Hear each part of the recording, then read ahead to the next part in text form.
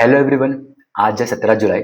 इस वीडियो में हम देखेंगे मेरा ट्रेड एनालिसिस, उसके बाद ट्रेड एग्जीक्यूशन एंड फाइनली उन ट्रेड्स का रिजल्ट क्या आता है। So let's move to the charts. सबसे पहले हम 15 मिनट टाइम फ्रेम में देख सकते हैं कि प्राइस डाउन ट्रेंड में ही कंटिन्यू कर रहा है। उसके बाद प्राइस क्या किया है, प्रीवियस लेफ्ट साइड की जो लिक्विडिटी है उसको स्वीप करता है। उसके बाद प्राइस ऊपर जा रहा है एंड यहाँ पर जो लोअर टाइम फ्रेम में जो सेलर्स के लिक्विडिटीज थी इनको हंट करता है and then price supply zone से नीचे आ रहा है। उसके बाद यहाँ पर एक डिमांड बनी है, इस डिमांड से एक बुलिश रिएक्शन हमको देखने के लिए मिलता है। ओके, और इसी के साथ साथ आप एक और चीज़ देख सकते हो कि अगर ये स्विंग में मार्क करता हूँ यहाँ से बॉटम, तो उसका ये 50% आता है, तो प्राइस प्रीमियम एरिया से भी स्वीप करके नीचे आ रहा है, ये भी अच्छी बात है। ओवरऑल मेरे को 15 मिनट और आले टाइम फ्रेम शो करते हैं कि प्राइस सेलिंग मूव देने वाला है। अब इसके साथ हम लोअर टाइम फ्रेम एनालिसिस करते हैं। ओके, व्हाट डू वी सी कि प्राइस यहाँ पे जब आता है इसके बाद देखो स्लो बाइंग देखने के लिए मिलती है। प्राइस ऊपर गया, बायर्स को इंड्यूस किया एंड देन फॉल करता है, यहाँ पर नीचे क्लोजिंग देखने के लिए मिलती है। अगेन यहाँ पर क्या हुआ, यहाँ पर कंसोलिडेशन हुआ। उसके बाद क्या हुआ, यहाँ पर लिक्विडिटी क्रिएट होती है, एक ट्रेंड लाइन लिक्विडिटी क्रिएट हुई सेलर्स के लिए। उन सारी की सारी लिक्विडिटी को हंट करता है, प्राइस फॉल करता है यहाँ पर। फिर अगेन यहाँ पर एक लिक्विडिटी क्रिएट हुई इक्वल हाई की, वो भी लिक्विडिटी को प्राइस हंट करता है। और ये जो स्ट्रॉन्ग बाइंग मूव है, this move act as the inducement of buyers. अभी यहाँ पे हम दो चीज देख सकते हैं कि बायर्स का इंड्यूसमेंट हो चुका है, सेलर्स निकल चुके हैं, और यही हम देखना चाहते हैं अगर हमारा बायर्स सेल साइड का है तो। अब क्या करेंगे कि अपने सेटअप का वेट करेंगे कि कोई एक सेल सेटअप मिल जाए, तो एक शॉर्ट की एंट्री में प्लान कर रहा हूँ।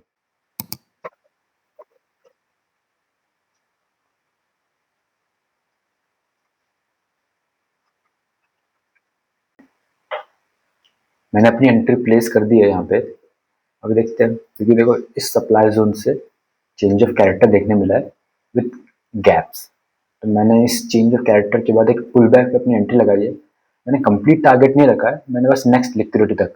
अगर आप देख सकते हो जब प्राइस इसके ऊपर जाता है यहाँ पर लिक्विडिटी क्रिएट हुई एंड उसके साथ साथ इस डिमांड जोन से जब प्राइस ऊपर गया है तब नीचे लिक्विडिटी क्रिएट हुई है, और एक दो तो इक्वल लो की लिक्विडिटी भी है यहाँ पे, तो मैं इन लिक्विडिटीज को टारगेट करना चाहता हूँ।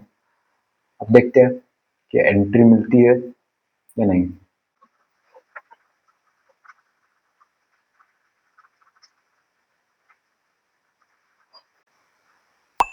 ओके, मुझे एंट्री मिल चुकी है।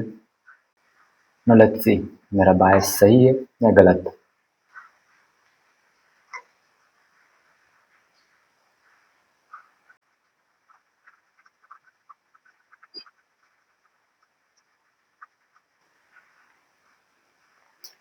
जब प्राइस इस लो के नीचे क्लोजिंग दे देगा तो मैं अपना स्टॉप लॉस जो है ब्रेक इवन में कर लूंगा। Let's wait. अभी विक बनी हुई है यहाँ पे, बट क्लोजिंग नहीं मिली है इस लो के नीचे। ओके, देख सकते हो 5 मिनट की कैंडल इस लो के नीचे क्लोज कर चुकी है, तो मैं अपना स्टॉप लॉस टेल कर देता हूँ। अब जो होगा देखते हैं। स्टॉप लॉस हो गया ब्रेक इवन पे। अब मैं लॉस फ्री हूँ इस ट्रेड में। मैंने अपना ट्रेलिंग लॉस ब्रेक इवन से लाके यहाँ पर रखा है, बिकॉज इस लो के नीचे मुझे क्लोजिंग देखने मिली है 5 मिनट कैंडल। तो वेट करते हैं कि मेरा ट्रेलिंग ऐसे हिट होता है या फिर टारगेट। मेरा ट्रेलिंग ऐसे ऑलमोस्ट हिट होने वाला, हिट हो गया।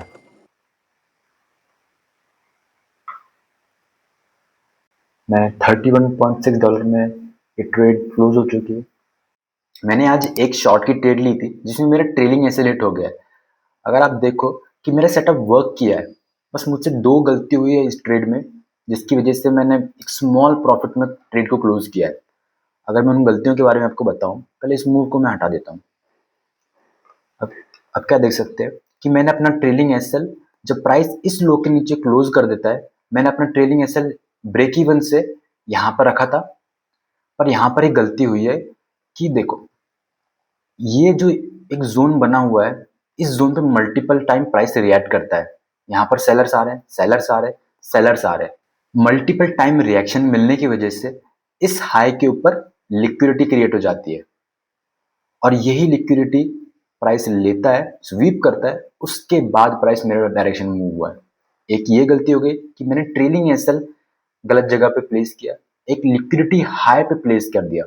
अगर मैं अपना ट्रेलिंग एसएल यहाँ ही रखता then I could have made a bigger profit out of this trade.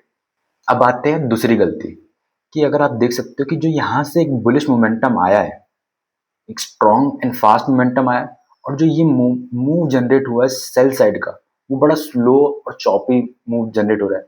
तो इससे हमको एक चीज समझ में आती है कि जो ये डिमांड जोन क्रिएट हुई है ये अभी भी फेल होना बची है, मतलब इसमें भी स्ट्रेंथ हो सकती है।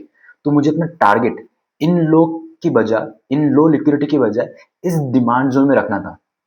अगर मैं अपना ट्रेड इस लेवल से इस जोन तक रखता, इवन देन मैंने 1:2.6 का आरआर मिलता मुझे। जो मैंने एक ट्रेलिंग एसएल में ट्रेड क्लोज की है मैं यहाँ पर क्लोज कर पाता।